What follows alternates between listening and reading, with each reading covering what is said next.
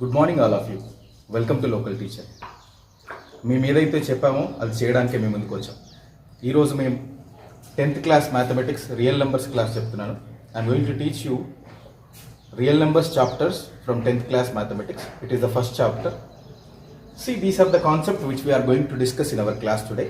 If you observe, what is meant by number system, Euclidean division algorithm, Euclidean division lemma, fundamental theorem of arithmetics. These are the concepts that we are going to discuss in this chapter. Most of the teachers, one of the ancient scientists said that teacher who should not use maximum board will be the teacher. Really. See, we should not use the board to understand the concept. The concept should be involved by eye to eye contact.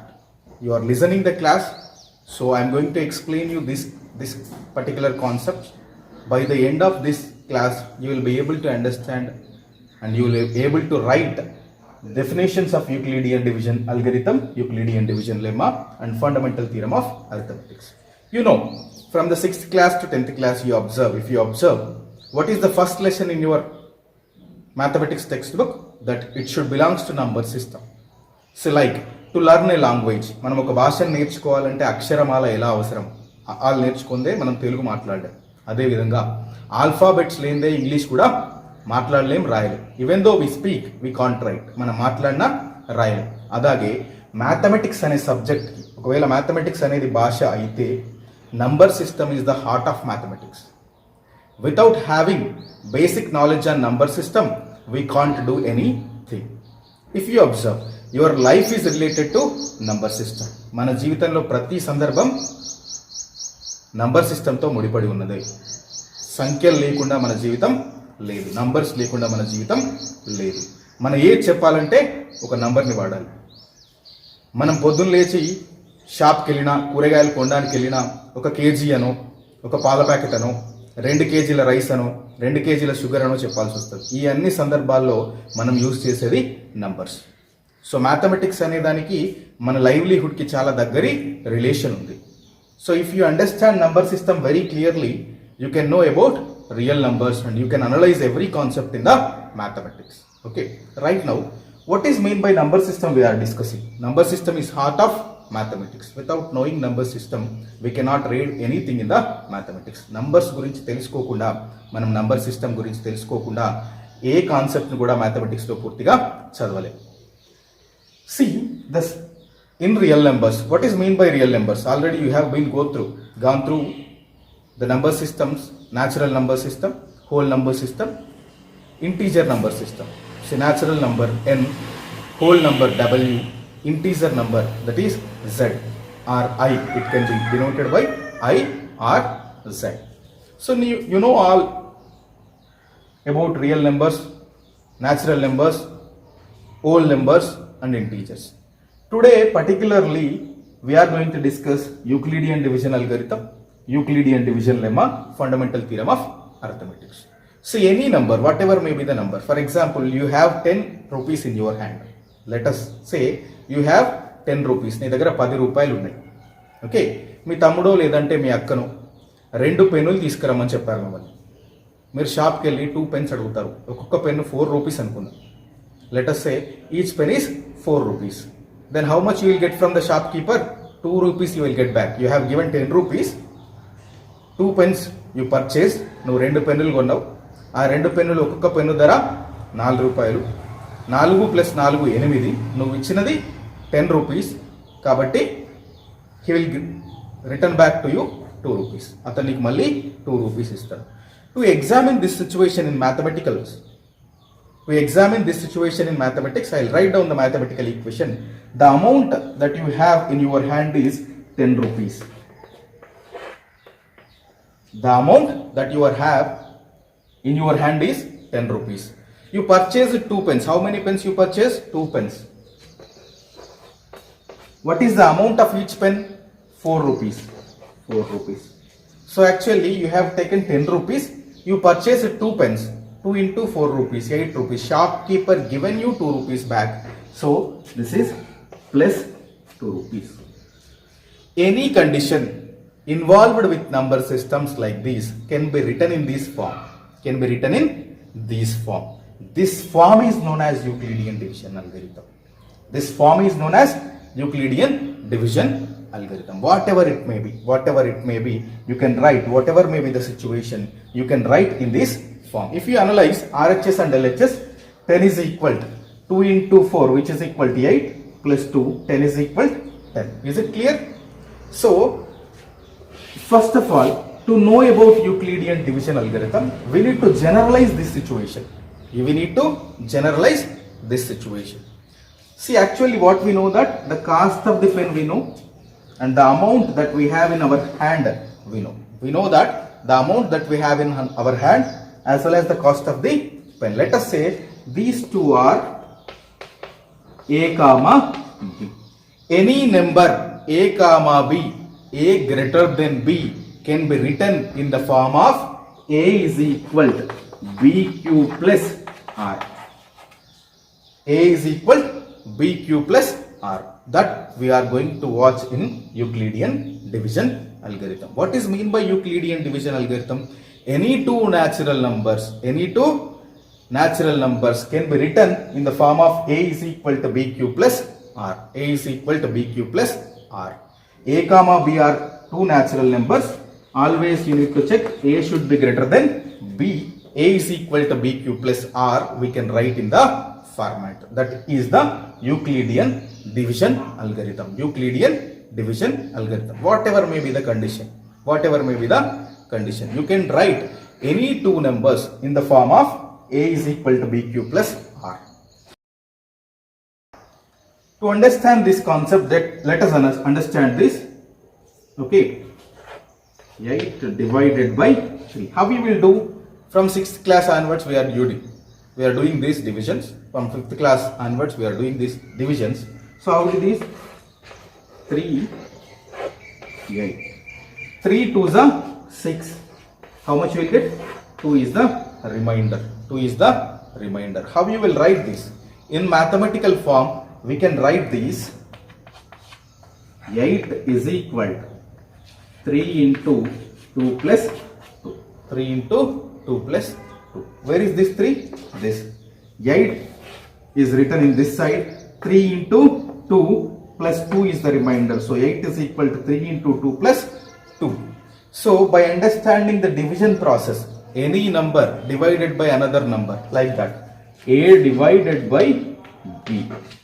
A divided by B. You can write the quotient is Q, let us say, remainder is R.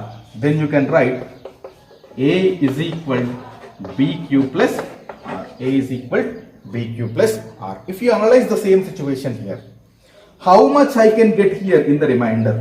Can I get greater than 3? No, it is not possible, because I am multiplying to get 8 by 3 with some other number. So I cannot get remainder more than 3. Here also I am dividing A with B, so remainder is always less than B. So the condition to get remainder is that remainder may become 0. Yes, remainder may become 0, but it should not go less than the 0. So what is the condition for the remainder? It is equal to 0 up to B. So 0 less than or equal to R less than or equal to, 0 less than or equal to R less than B is the condition for the remainder. 0 less than R less than B is the condition for remainder. So this particular form is known as Euclidean division algorithm. Any number A comma B, A is greater than B, can be written in terms of A is equal to BQ plus R, where R will take the values from 0 to B. It can take 0 as the value. See what happens if the R is 0, that we will discuss in the next concept. Okay, this is Euclidean division algorithm. In the first chapter, when you are doing exercise, we will go through the concept very clearly. Euclidean division algorithm, which we have discussed up to now. So in brief, if you want to discuss what is Euclidean division algorithm, మనం Euclidean division algorithm అంటే ఏంటో తెలుసుకోవాలంటే, సింపుల్గా చెప్పాలంటే, ఏ comma B అనే రెండు నెంబర్లు ఉన్నాయి మన దగ్గర. ఏ అనేది బి కన్నా ఎప్పుడు పెద్దగా ఉండాలి. A should be greater than B. That is the concept. Then we can write A in terms of B A in terms of B. We can write A in terms of B. ఏని బిలో రాయొచ్చు. ఎట్లా రాయొచ్చు? ఏ is equal to B queue plus R అనే ఫామ్లో రాయొచ్చు. ఇది ఏం లేదు, సింపుల్ డివిజన్ మనం చేసినట్టు. ఇంతకుముందు మనం ఇప్పటిదాకా చేసినాం. We have divided 8 with 3. We have divided 8 with 3. If you write 8 is equal to 3 into 2 plus 2, where 2 is the remainder actually. 2 is the quotient. Okay, 3 is divisor, 8 is dividend. That's it. మనం భాగాహారం ఎట్లా చేస్తామో, division ఎట్లా చేస్తామో, ఆ డివిజన్ని mathematical ఫార్ములాలో పెట్టడమే Euclidean division algorithm. ఇందులో పెద్ద magic ఏం లేదు. డైరెక్ట్గా చూస్తే కొంచెం కాన్ఫ్లిక్ట్ అనిపిస్తుంది, కానీ ఇందులో ఎటువంటి కన్ఫ్యూజన్ లేదు. ఈ సింపుల్ ఏంది, ఒక నంబర్ని ఇంకో నంబర్తో డివిజన్ చేస్తే మనకు ఒక కోషియంట్ వస్తుంది, ఒక రిమైండర్ వస్తుంది. అప్పుడు ఒక నంబర్ ఇస్ ఈక్వల్ టు ఇంకో number into quotient plus remainder అని రాయడమే యూక్లిడియన్ డివిజన్ అల్గోరిథం. ఇంకా మనకి ఏం తెలుసు, ఎప్పుడు రిమైండర్ డివైజర్ కన్నా తక్కువనే ఉంటుంది. అవునా కాదా? రిమైండర్ ఎప్పుడు డివైజర్ కన్నా తక్కువనే ఉంటుంది. ఎక్కువ అయితే కారాదు. ఎక్కువ అయితే ఆటోమేటిక్గా ఇక్కడ కోషియంట్ నంబర్ ఇంక్రీజ్ అవుతుంది అంతే. ఎక్కువ అయితే కోషియంట్ నంబర్ ఇంక్రీజ్ అవుతుంది. కాబట్టి ఖచ్చితంగా రిమైండర్ దేనికన్నా తక్కువ ఉంటుంది, బి కన్నా తక్కువ ఉంటుంది, డివైజర్ కన్నా తక్కువ ఉంటుంది. స్మాల్ వాల్యూ ఆఫ్ రిమైండర్ ఎంత? 0. అంతకన్నా తక్కువకి పోరాదు. కాబట్టి 0 less than or equal to R, less than B. R అనేది దేనికి మధ్యలో ఉంటుంది? డివైజర్ కన్నా తక్కువ ఉంటుంది. ఈక్వల్ డివైజర్ కాదు, డివైజర్ కన్నా తక్కువ ఉంటుంది. 0 ఈక్వల్ కావచ్చు అంతే. 0 కన్నా ఎక్కువ, లేదా అంటే 0కి ఈక్వల్గా తక్కువ, దేనికన్నా బి కన్నా తక్కువగా ఉంటుంది అంతే. సింపుల్. ఇది మ్యాథమెటికల్ ఫార్మాట్లో రాయడాన్ని మనం యూక్లిడియన్ డివిజన్ అల్గోరిథం అని చదువుకుంటాం. మోర్ ఓవర్ ఇక్కడ మనం చాలా వేరియబుల్స్ని వాడినాం. ఇవన్నీ వేరియబుల్సే. మనకి ఇది కోషియంట్, ఇది remainder, dividend, divisor. A is dividend, B is divisor, Q is quotient, R is remainder. Simple division process in mathematical format. సింపుల్ డివిజన్ ప్రాసెస్ in mathematical format. Representation is nothing but Euclidean division algorithm. ఇక్కడ AB అనేటి integers, అయితే ఇవి 0 కావచ్చు, positive numbers కావచ్చు, negative numbers కావచ్చు. Integers అంటే ఏంటి? ఇంటీజర్ సెట్ I లేదా Z తో డినోట్ చేస్తాం మనం. ఇంటీజర్ సెట్ ని I లేదా Z తో డినోట్ చేస్తాం మనం. ఇక్కడ 0 వస్తుంది. All positive numbers this side, all negative numbers this side. So this is integer set. Only 0 ఉన్న పాజిటివ్ తీసుకుంటే హోల్ నంబర్స్ అవుతాయి. ఓకేనా? ఓన్లీ 0 ఉన్న పాజిటివ్ నెంబర్స్ తీసుకుంటే హోల్ నంబర్స్ అవుతాయి. Only 1 to infinity numbers, positive numbers మాత్రమే తీసుకుంటే, 0 కాకుండా తీసుకుంటే న్యాచురల్ నెంబర్స్ అవుతాయి అంతే. సో ఇక్కడ A, B అనేవి ఇంటీజర్స్. A, B మనం తీసుకునే ఆ రెండు నెంబర్లు కూడా ఇంటీజర్లు అవుతాయి. ఓకే. Q అండ్ R అనేవి హోల్ నెంబర్స్ అవుతాయి. Q అండ్ R అనేవి హోల్ నెంబర్స్ అవుతాయి. మనం నెగటివ్ నెంబర్ తీసుకున్నా, okay, if you consider the negative number also, it will A, B are two integers, Q and R are whole numbers. This is the condition for Euclidean division algorithm. See, where we are using this Euclidean division algorithm, జనరల్గా మనకి ఏం ఉపయోగం ఉంది Euclidean division algorithm వల్ల అంటే, ఎక్సర్సైజ్లో ఉన్న ప్రాబ్లమ్స్ని representation చేసేటప్పుడు, for example all odd numbers are represented by Q+1, Q+3, Q+5, Q+7 అని ప్రూవ్ చేయమనం. లేదంటే Q+2, Q+4, Q+6 అనేవి ఈవెన్ నంబర్స్ అని ప్రూవ్ చేయడం. సమ్ టైమ్స్ Q+7 అనేది 3తో డివైడ్ అవుతుంది అని ప్రూవ్ చేయడం. ఇట్లాంటి కేసెస్ అన్ని వచ్చినప్పుడు మనం యూక్లిడియన్ డివిజన్ అల్గోరిథంని వాడతాం. More over, Euclidean division algorithm is also useful to calculate the HCF of two numbers, highest common factor of given two numbers. To find the highest common factor of given two numbers, we can use Euclidean division algorithm. That process is explained by using Euclidean division lemma.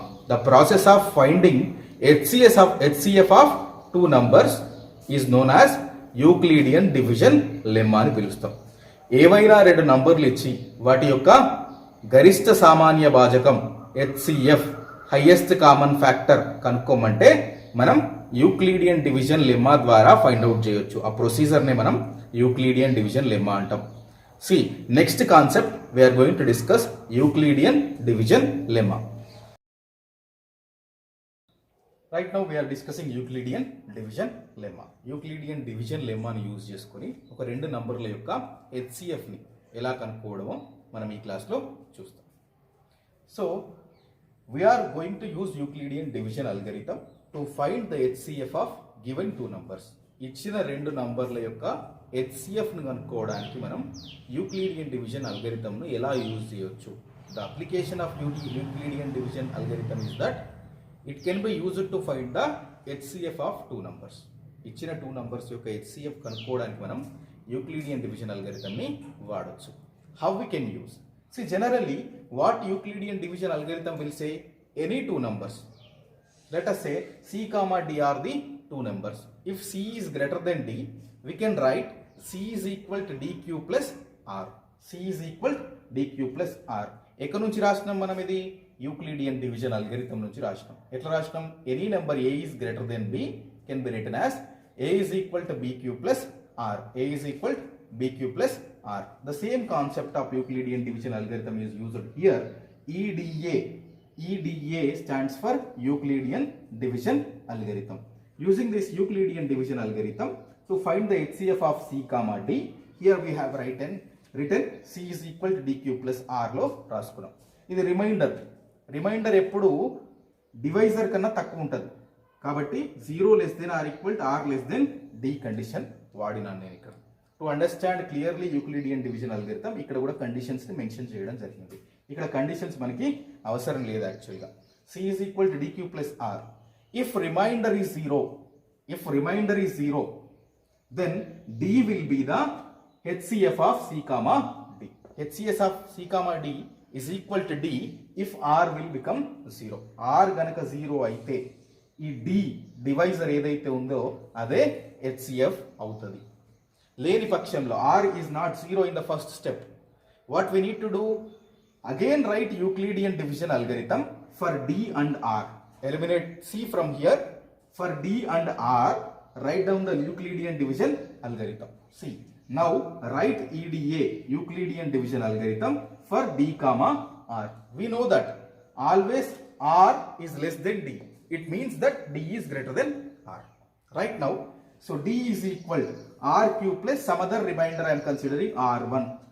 R1 will be the remainder here. R is the divisor. Q is the quotient. So up to where I can write these steps? We need to write these steps up to you will get remainder is equal to 0. In the step where you will get remainder is 0, in that step the divisor will be the answer for the HCF of given two numbers. Simple thing I will explain here. రెండు నంబర్ల యొక్క హెచ్సిఎఫ్ని మనం Euclidean division అల్గరిథంని use చేసి కనుక్కోవచ్చు. దాన్నే మనం Euclidean division lemma అని పిలుస్తాం. ఏ రకంగా కనుక్కోవాలి?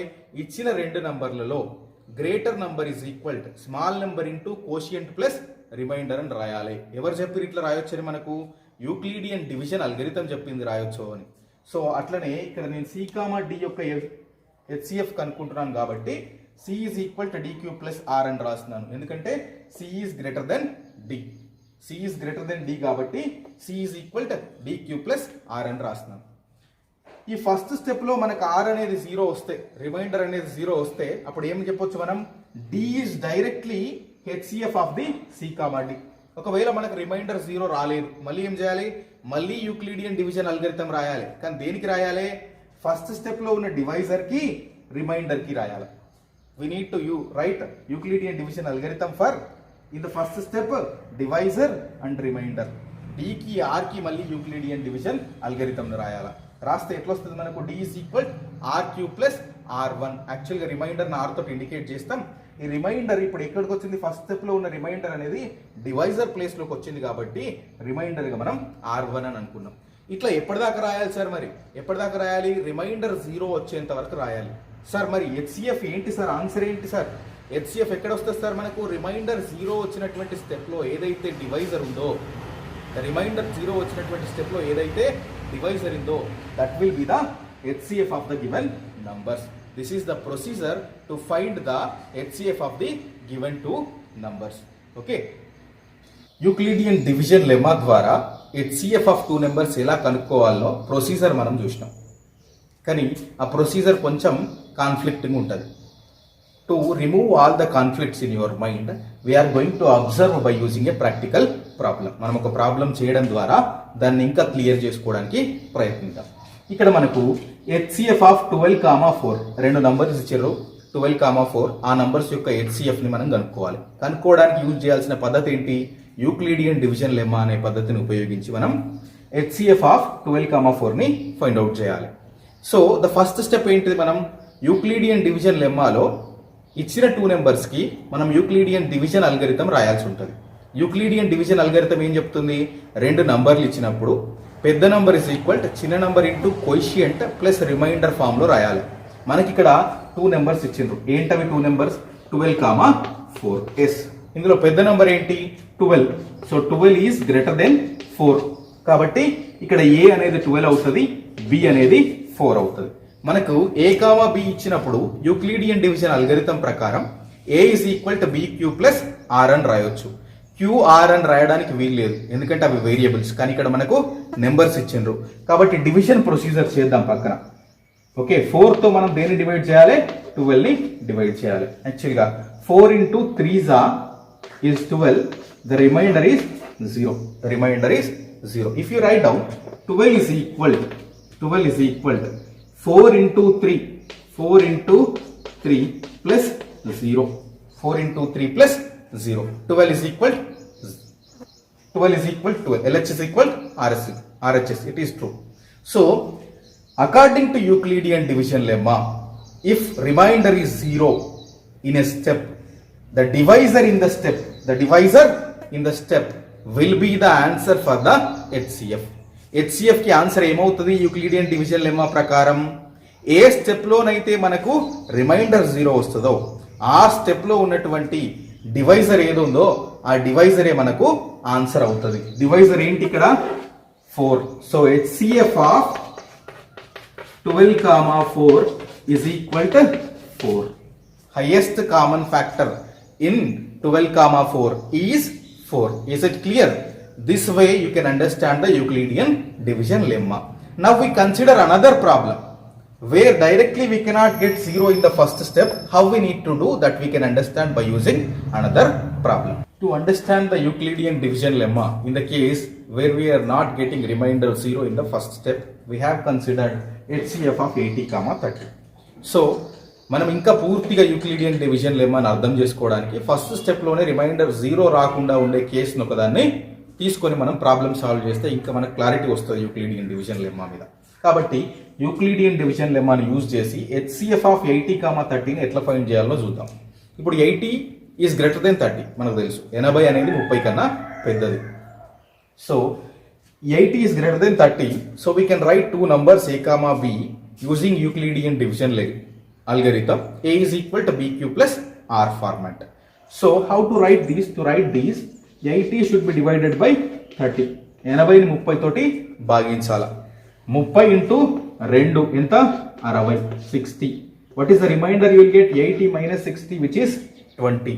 So using these, how can we write? So 80 is equal 30 into 2. 30 into 2. What is the remainder you are getting? 20 is the remainder. This is the place. So remainder is not 0 in the first step. What we need to do? We need to eliminate this 80. We need to eliminate this 80. We need to consider 30 and 20. We need to consider 30 and 20 to write the Euclidean division algorithm. So 30, 20.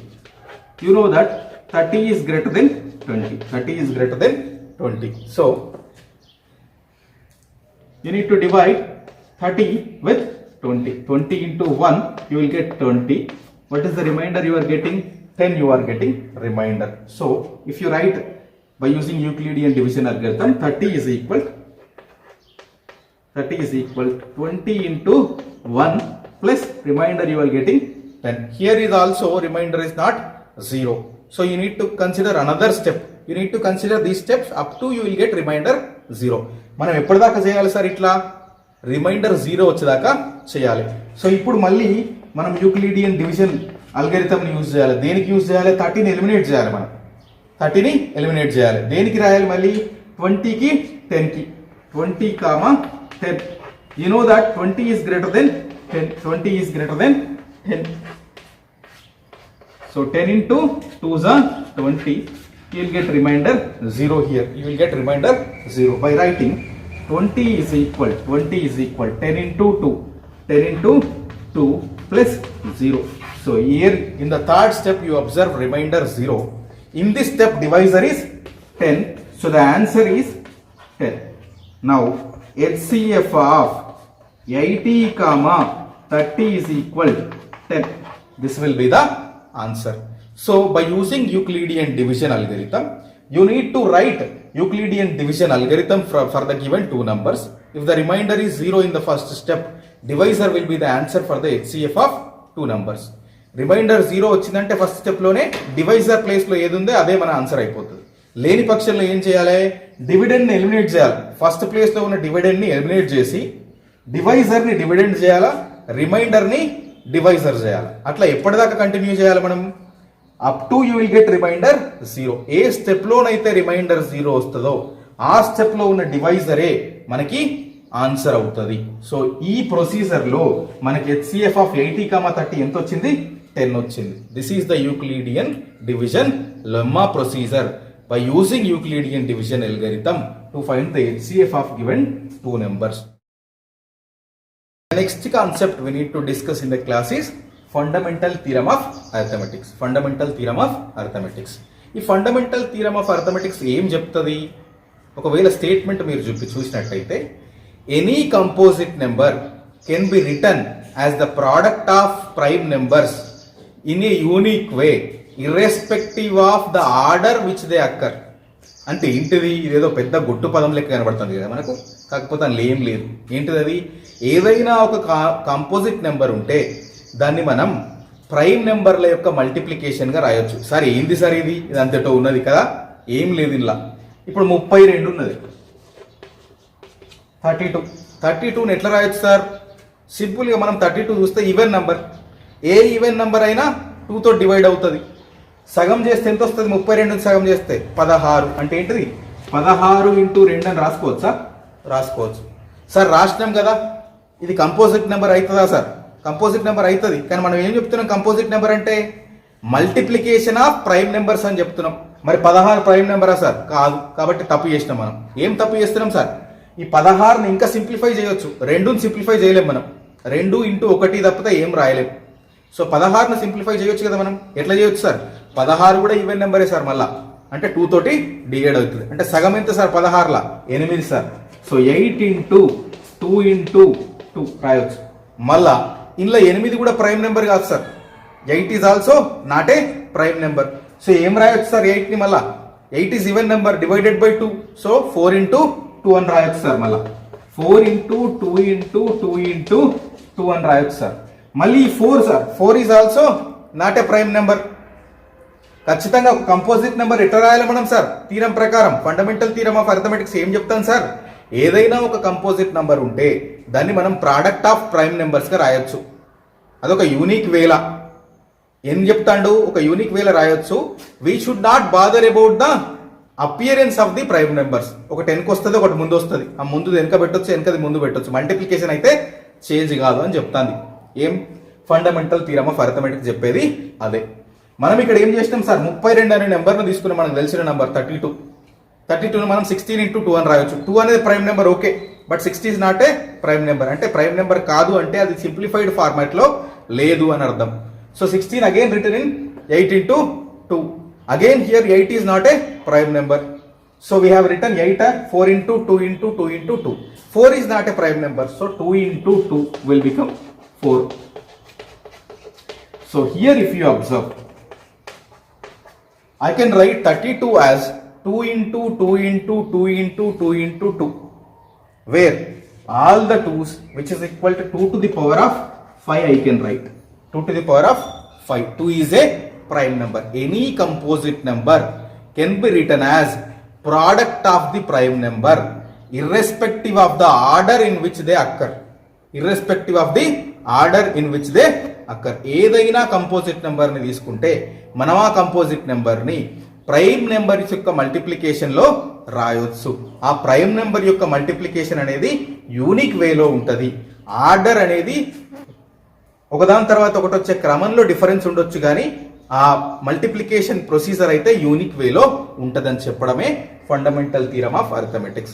The concept of fundamental theorem of arithmetics is that any composite number can be written in terms of product of the prime numbers in a unique way, irrespective of the order in which they occur.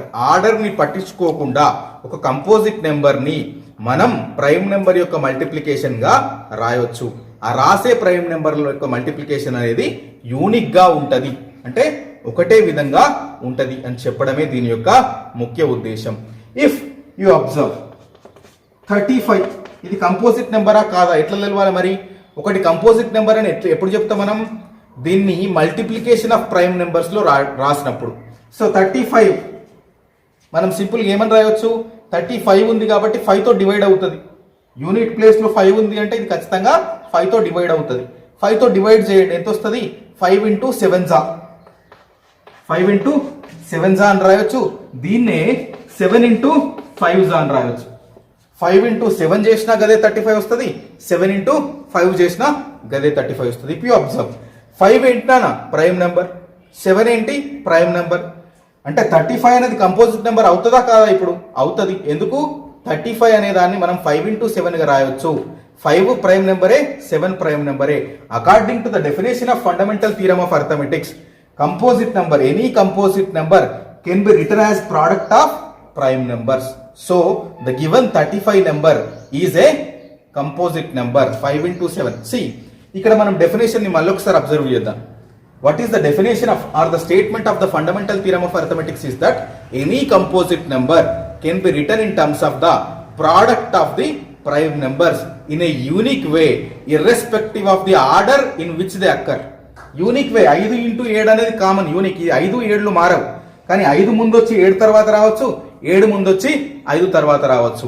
Order in which they occur, irrespective of the order in which they occur. Order 5 into 7 రాయొచ్చు, 7 into 5 రాయొచ్చు. 5 into 7 రాసిన 35 వస్తుంది, 7 into 5 రాసినా కూడా 30 వస్తుంది. ఇప్పుడు ఇచ్చిన number A అనేది కంపోజిట్ నెంబరా కాదా అని అంటే చెప్తే మనం ఏం రాయాలి? ఫ్యాక్టర్స్ తీసుకోవాలి మనం. ఇక్కడ దాని యొక్క ఫ్యాక్టర్స్ తీసుకుంటే అన్ని గనక ఫ్యాక్టర్స్ ప్రైమ్ నెంబర్స్ అయితే అప్పుడు ఏ అనేది కంపోజిట్ నెంబర్ వస్తుంది. Any number given A is a prime composite number or not అని అడిగినప్పుడు మనం ఏం చేయాలన్నా, వాటి ఇచ్చిన నెంబర్ యొక్క ఫ్యాక్టర్స్ ని మనం రాసినట్టయితే, ఆ ఫ్యాక్టర్స్ అన్ని కూడా ప్రైమ్ నెంబర్స్ అయినట్టయితే ఖచ్చితంగా ఇచ్చిన నెంబర్ ఏ అనేది కంపోజిట్ నెంబర్ అవుతుంది. If the factors p1, p2, p3 are prime numbers, then A can be said to be composite number. This is the fundamental theorem of arithmetics. At a glance, if we see what we have discussed in the class real numbers, we have discussed 3 concepts that are Euclidean division algorithm, Euclidean division lemma and fundamental theorem of arithmetics. Euclidean division algorithm అంటే ఏంటిది? ఏవైనా 2 నంబర్లు ఉంటే మన దగ్గర, ఒకటి పెద్దది ఒకటి చిన్నది అయితే, ఆ చిన్నదాన్ని మల్టిప్లై చేసి వచ్చిన రిమైండర్ చేస్తే, యాడ్ చేస్తే మనకు పెద్ద నెంబర్ వస్తుంది అని చెప్పినాం. Simple division.